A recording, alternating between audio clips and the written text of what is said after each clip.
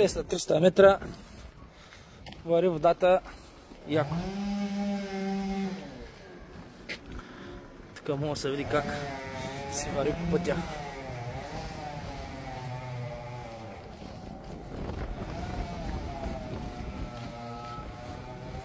Страшно много вода има. Гърми. Чиста вода вече взе да излиза. Сега ще влезна от другата страна да го погледнем. Ето събираме машинката.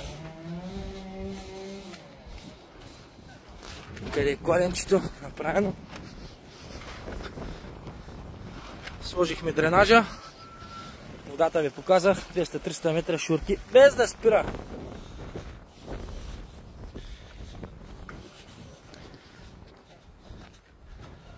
Къде?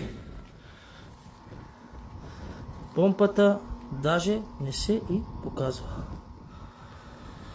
Благодаря на 089 200 31 66. Може да се свържете с нас за перфектен кладенец.